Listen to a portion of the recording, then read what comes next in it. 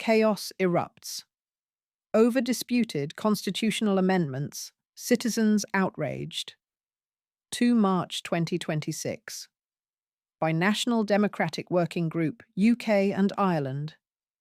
Zimbabwe is reeling from widespread unrest, triggered by the government's push to amend the constitution in a move critics say is unprocedural and aimed at extending Emerson Mnangagwa's term.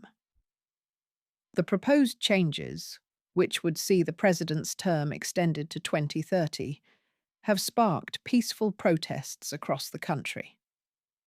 Honourable Job Sikala has strongly condemned the proposed constitutional amendment, stating it's a self-saving program by Emerson Mnangagwa to protect looting and human rights abuses. He argues the changes aren't for the benefit of Zimbabweans, but rather to shield Mnangagwa and his associates from accountability.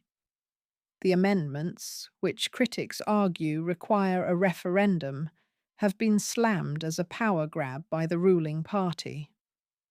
Opposition leaders have challenged Mnangagwa to subject the proposed changes to a referendum. Security forces have been deployed to hotspots, and several activists have been arrested or abducted. The international community is watching with concern as the situation escalates. Thank you for listening. Please subscribe for updates.